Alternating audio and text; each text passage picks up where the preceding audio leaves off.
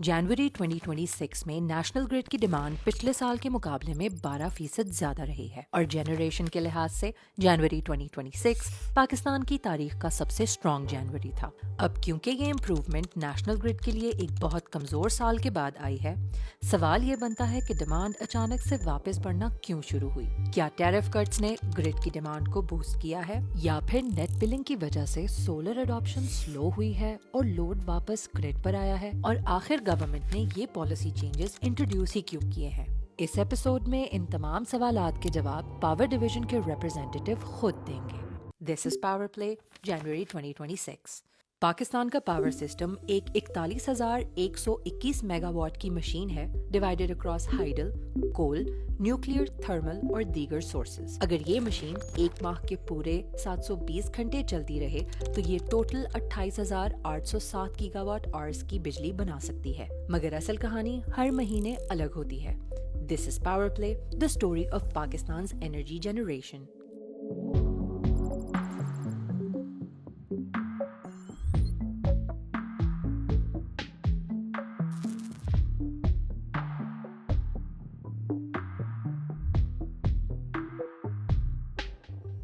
जनवरी 2026 में पाकिस्तान ने 9,140 gigawatt hours generate किए, जो हमारी थियोरेटिकल मैक्स का 30.9% हिस्सा था। दिसंबर 2025 की 8,487 गीगावाट आवर्स की जनरेशन से 7.7% ज्यादा था, और जनवरी 2025 की 8,153 गीगावाट आवर्स की जनरेशन से 12.1% ज्यादा था। जनरेशन के लिहाज से देखें तो जनवरी 2026 पाकिस्तान की तारीख का सबसे स्ट्रॉन्ग जनवरी था। इन नंबर से एक बात तो क्लियर होती है, दिसंबर से जनवरी वाला इंक्रीज सिर्फ सीजनल चेंजेस की वजह से नहीं था। ग्रिड डिमांड वाकई ही कंसिस्टेंटली बढ़ रही है। इंडस्ट्रियल कंजम्पशन बढ़ी है। एक तो इंडस्ट्री जो वो ग्रिड पे शिफ्ट हुई थी, वो कैप्टिव वाला जो लोड था वो भी, और दूसरा ये जो लास्ट ईयर एंड ऑफ 2025 में जो गवर्नमेंट ने जो इंक्रीमेंटल कंजम्पशन पैकेज दिया है, उसकी वजह से जो है ना इंडस्ट्रियल डिमांड जो है वो इंक्रीज हुई है। अब सवाल ये है कि 9,140 गीगावाट आवर्स किन सोर्सेज से आए। इसके लिए हम जनरेशन मिक्स देखते हैं। जनवरी 2026 में सबसे ज्यादा जनरेशन RLNG से आई, तकरीबन 22% के करीब। इसके बाद न्यूक्लियर आया विद 17.5%, फिर इम्पोर्टेड कोल विद 17% और फिर local coal with 15%। Hydel, wind और सोलर ने मिलाकर तकरीबन 12% कंट्रीब्यूट किया। कंपेयर टू जनवरी 2025, न्यूक्लियर की कंट्रीब्यूशन इस साल 26% से कम हुई है, और इम्पोर्टेड कोल की कंट्रीब्यूशन डबल से भी ज्यादा हो गई है। तो न्यूक्लियर की जनरेशन में भी डिप का एक रीज़न ये है कि जो कैनप हमारा जो प्लांट है 1000 मेगावाट का, और जो चेस्टनट 3 प्लांट हमारा वो भी 300 मेगावाट का रफली, तो ये दोनों न्यूक्लियर प्लांट्स हमारे फोर्स्ड आउटेजेस की वजह से बंद थे ये ड्यूरिंग जनवरी। एंड जब न्यूक्लियर एंड हाइडल जो कि हमारा मेजर चंक रहते हैं for any month generation mix का, तो वो जब दोनों रिड्यूस हो गए तो जो है हमें शिफ्ट होना पड़ा towards coal and RLNG, and उसमें भी सबसे ज़्यादा जो प्रोमिनेंट इंक्रीज हमें नजर आया वो कोल की जनरेशन नजर आया। जनवरी में टोटल फ्यूल कॉस्ट तकरीबन 106 बिलियन रुपीस थी, जो on per unit basis 11.6 rupees पर किलोवाट आवर के करीब आई। पिछले साल जनवरी में ये कॉस्ट 10.8 रुपए पर यूनिट थी, यानी year on year per unit fuel cost में 7.4% का इंक्रीज देखा गया। इस इंक्रीज की मेन वजह काफी सिंपल है। जनरेशन मिक्स में हाइडल और न्यूक्लियर दोनों की कंट्रीब्यूशन पिछले साल के मुकाबले कम थी, और डिमांड को पूरा करने के लिए गैस और कोल पर रिलायंस बढ़ी, जिसकी वजह से कॉस्ट भी बढ़ गई। हमारे चीपर सोर्सेज हैं उनका शेयर कम हुआ है, न्यूक्लियर का शेयर काफी ज्यादा कम हुआ है इस जनवरी में, और हाइड्रो का तो बहुत ही ज्यादा, वो तकरीबन वो 7.8% पे आ गया है जनवरी में, तो जिसकी वजह से वो फ्यूल कॉस्ट एडजस्टमेंट ऊपर की तरफ जा रही है। अब आते हैं एपिसोड के मेन सवाल पर। गवर्नमेंट ने पिछले कुछ महीनों में ऐसे कौन से स्टेप्स लिए हैं जिनकी वजह से ग्रिड की डिमांड रिबाउंड कर रही है। इसको बेहतर समझने के लिए हमने बात की सैयद फैजान अली शाह साहब से, जो मिनिस्ट्री ऑफ एनर्जी के एनर्जी एडवाइजर हैं। But before that, a word from rayon energy. Pakistan में तकरीबन 25,000 फैक्ट्रीज ऑपरेट करती हैं, और इनका पावर बिहेवियर पिछले 10 सालों में फंडामेंटली चेंज हो चुका है। पहले फैक्ट्रीज या तो सिर्फ नेशनल ग्रिड पर डिपेंड करती थी, या फिर महंगी और आउटडेटेड गैस कैप्टिव सिस्टम्स चला रही होती थी। آج کا ماڈل ڈفرنٹ ہے. بڑے انڈسٹریل اور کمرشل گروپس جیسے فضل گروپ، لکی گروپ، GNT گروپ اور یونیلیور اب گرڈ کو پرائمری سورس نہیں بلکہ بیک اپ یا بیلنسنگ لیئر کی طرح ٹریٹ کر رہے ہیں. سولر اور بیٹریز کے ساتھ فیکٹریز اپنی captive renewable energy mix build کر رہی ہیں. لیکن جیسے ہی جنریشن ڈی سینٹرلائزڈ ہوتی ہے، ایک نیا چیلنج پیدا ہوتا ہے. پاور مینج کیسے کی جائے؟ Multiple energy sources, different loads, down time کا رسک اور پرفارمنس لاسز، یہ سب چیزیں ٹریڈیشنل مانیٹرنگ کے ساتھ ہینڈل نہیں ہوتی. یہیں پر انرجی مینجمنٹ انڈسٹری کا ایک سینٹرل ایشو بن جاتا ہے. ریون انرجی جیسی کمپنیز نے ریون اسپارک جیسا intelligent energy management plate form design کیا ہے جو نہ صرف انرجی کو مانیٹر کرتا ہے بلکہ انرجی آپٹیمائز کرنے میں بھی مدد دیتا ہے. یہ ایک ایسا پلیٹ فارم ہے جو فیکٹریز اور کمرشل سائٹس کو ایک سینٹرل ڈیش بورڈ پر سولر، گرڈ، بیٹریز اور جنریٹرز کی پرفارمنس دکھاتا ہے. نہ صرف یہ بلکہ یہ آپ کی ہر موجودہ انرجی سورس کو انٹیگریٹ کر سکتا ہے. انرجی سورس اور تمام لوڈ سائڈ انفارمیشن کی بنیاد پہ اسپارک انسائٹ دیتا ہے. اس ڈیٹا کے ذریعے پرفارمنس لاسز اور ڈاؤن ٹائم کو آئیڈینٹیفائی کر سکتے ہیں تاکہ ہر سورس سے میکسیمم آؤٹ پٹ نکالا جا سکے. آج ریون اسپارک 11+ کنٹریز. سو آتے ہیں اپنے مین سوال پر. نومبر سے لے کر جنوری تک نیشنل گرڈ نے ایک شاندار کم بیک دکھایا. اکتوبر 2025 میں جنریشن ایئر آن ایئر 4% کم تھی. نومبر 2025 میں جنریشن ایئر آن ایئر فلیٹ ہوئی. دسمبر 2025 میں ایئر آن ایئر 8.8% بڑھی اور جنوری 2026 میں پھر 12.1% بڑھی.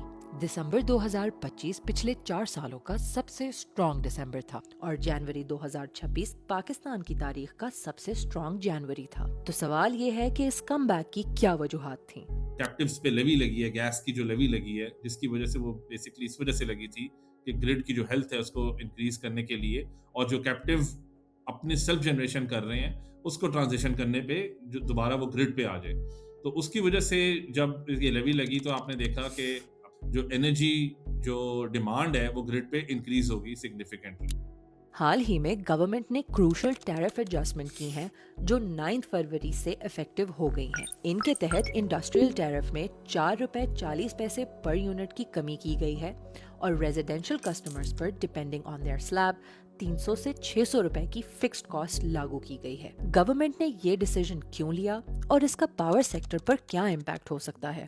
When the government took over in 2024 تو جو کراس سبسڈی کا جو پورشن تھا جو انڈسٹریل کنزیومرز پہ تھا وہ تقریباً PKR 225 بلین روپیز کے اراؤنڈ تھا. And that translated into 8.9 rupees per unit of cross subsidy on the industrial consumers. تو earlier this year یہ ریڈیوس ہوتا ہوتا 102 بلین پہ آ گیا. Till earlier this year, January this year. Eventually, still جو industrial consumers سے they were more or less unhappy and they were of the view کہ یہ بالکل زیرو کراس سبسڈی ہمارے پہ ہونی چاہیے. تو اس میں ہوا یہ کہ پھر پرائم منسٹر نے اس پہ ایکشن لیا اینڈ پرائم منسٹر سیڈ کہ جو ریمیننگ 4.4 روپیز بنتی ہے cross subsidy which translates into around 102 billion PKR. ٹھیک ہے، اس کو بھی ریموو کر دیا جائے. The idea is obviously that you need to recover that 102 billion from some other consumers. تو وہ ایونچولی پھر وہ یہ والا جو ٹیرف ہے وہ اپروو ہوا اور اب وہ فکس چارجز کی مد میں وہ پھر لگیں گے. پاور سیکٹر کی ڈی سینٹرلائزیشن گورنمنٹ کے لیے ایک امپورٹنٹ گول ہے. 2024 میں اسمو پاور مارکیٹ ہب کے طور پر اسٹیبلش ہوا تھا اور ان ریسنٹ ٹیرف کٹس کے ساتھ گورنمنٹ نے یہ بھی انڈیکیٹ کیا تھا کہ ویلنگ چارجز یعنی 2 کنزیومرز کے درمیان خرید و فروخت اور انرجی ٹرانسفر کے چارجز 9 روپے سے کم رکھے جائیں گے. تو سوال یہ ہے کہ ویلنگ کا آفیشیل آغاز ہونے میں اور کتنا ٹائم لگے گا اور اس کا پاکستان کے پاور سیکٹر پر کیا امپیکٹ ہوگا؟ اس کی جو آکشن فریم ورک کی جو گائیڈ لائنز ہیں نا، جو آکشن فریم ورک ہے وہ تو اپروو ہو گیا کیبنٹ سے. اس میں یہ ساری چیزیں مینشنڈ ہے کہ وہ کتنا کوانٹم ہونا چاہیے آن اینول بیسس، کتنی ہم اس کی جو آکشن کریں گے وہ کیا ہونا چاہیے، اس کا میتھڈالوجی میکینزم کیا ہونا چاہیے. تو یہ نمبر 1 آکشن جو گائیڈ لائنز ہے، جو آکشن کا جو گائیڈ لائنز فریم ورک ہے وہ اپروو ہو گیا نمبر 1. نمبر 2 جو ویلنگ چارجز کی جو ڈٹرمنیشن تھی وہ بھی نیپرا نے ڈٹرمن کر دی for H category of consumer. اب جو کمرشل مارکیٹ آپریشن ڈیٹ کی جو بیسکلی جو ریکوائرمنٹس تھی وہ یہ 2 ریکوائرمنٹس تھی. تو جیسے یہ ویلنگ چارج اینڈ یہ جو آکشن فریم ورک کی جو گائیڈ لائنس اپروو ہو گئی ہیں تو آپ کا basically commercial market operation date آپ کی سی ماڈ ہو چکی ہوئی ہے. اب سی ماڈ سے نیکسٹ اسٹیپ کیا ہے؟ سی ماڈ سے جو نیکسٹ اسٹیپس یہ ہیں کہ اب آپ نے ایک آکشن کروانی ہے. اس آکشن کے لیے obviously وہ ایک RFP پہ کروانی ہے. تو ایک جو ریکویسٹ فار اس کے جو آپ کہہ لیں بڈنگ ڈاکیومنٹ ہے, یہ جو ٹینڈر ڈاکیومنٹ ہے جس کے اگینسٹ ڈفرینٹ کنزیومرز نے obviously اس پہ بڈ کرنا ہے, وہ اس وقت RFP پبلک کنسلٹیشن میں ہے. But after this public consultation this RFP will eventually be finalized and then جو آکشن کی ڈیٹ ہے وہ more or less within the next 2-3 months یہ اناؤنس ہو جائے گی. یہاں یہ یاد رکھنا ضروری ہے کہ پاکستان کا پاور سیکٹر ایک بہت سگنیفیکنٹ سرکولر ڈیٹ کیری کرتا ہے. فسکل ایئر 2025 کے پہلے 6 مہینوں میں اس سرکولر ڈیٹ نے 75 بلین روپے کا انکریز دیکھا. کل ملا کے ٹوٹل سرکولر ڈیٹ دسمبر 2025 تک 1.7 ٹریلین روپیز تک جا پہنچا تھا. تو اس سرکولر ڈیٹ کو کون کون سے فیکٹرز امپیکٹ کرتے ہیں اور گورنمنٹ اس ڈیٹ کو کیسے مینج کر رہی ہے؟ کمپنیز کی انیفیشنسیز ہیں, ان انیفیشنسیز میں ریکوری آ جاتی ہے. اسی طریقے سے پھر T&D لاسز ہیں. جو ڈسٹریبیوشن کمپنیز کی ہم کافی حد تک ڈیجیٹائزیشن کی بھی ہم ایک پش کر رہے ہیں.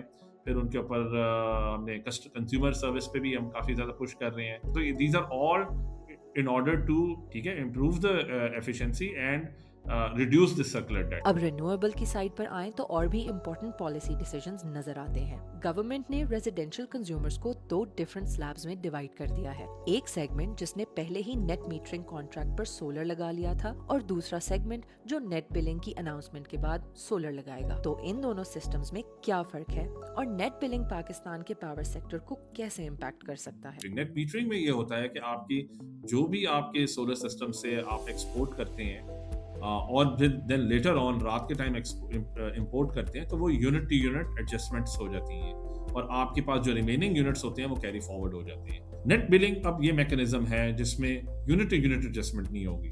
اس کو باہر کی دنیا میں فیڈ ان ٹیرف بھی کہا جاتا ہے. تو so whatever you are exporting you get a rate and whatever you are importing وہ اس پہ آپ جو بھی ریٹیل ٹیرف ہے اس پہ آپ امپورٹ کر رہے ہوتے ہیں. And at the end of the month وہ آپس میں ایڈجسٹ ہوتے ہیں in monetary terms, not in unit to unit terms. کہ اگر آپ یہ دیکھیں کہ سولر سے جو بجلی پیدا ہو رہی ہے اس کی کیا قیمت ہے, ٹھیک ہے. ہاں اگر آج سے 10 سال پہلے جو سولر سے بجلی پیدا ہو رہی تھی وہ اس کی جو LCOE کاسٹ تھی وہ تقریباً 14 سینٹس تھی, ٹھیک ہے. آج جو بجلی پیدا ہو رہی ہے وہ اس کی 3 سینٹس ہے. تو 3 سینٹس کو جب آپ 280 سے ضرب دیں گے یا 300 سے ضرب دیں گے تو آپ دیکھیں گے 10 روپے کے حساب سے بجلی وہ بنتی ہے. تو لہٰذا گورنمنٹ نے اس طریقے سے کہا تھا کہ اگر 10 روپے سے ایک بجلی بن رہی ہے تو میں کیوں اس کو 28 روپے دوں یا کیوں اس کو 27 روپے دوں. تو یہ ایک اس طریقے سے ایک کانسیپٹ تھا. اگر آپ کنسیڈر کریں سارے کے سارے آپ کے پاس نیٹ میٹرڈ کنزیومر ہو جائیں تو پھر یہ وائبلٹی نہیں رہتی اور ایونچولی آپ اس سسٹم کو بیسکلی کولیپس کی طرف لے کر جا رہے ہوتے ہیں. 2026 پاکستان کے انرجی سیکٹر کے لیے خاصا سگنیفیکنٹ سال بنتا نظر آ رہا ہے. سولر اور نیشنل گریڈ دونوں سخت کمپٹیشن میں ہیں اور کئی پالیسی چینجز بھی اپنا امپیکٹ دکھانا شروع کر رہی ہیں. تو ان پالیسی ڈیسیژنز کے بارے میں آپ کے کیا خیالات ہیں؟ آپ 2026 میں پاکستان کے انرجی سیکٹر کو کس طرف جاتا دیکھتے ہیں؟ Let us know in the comments and thank you for watching Pakistan and Counting.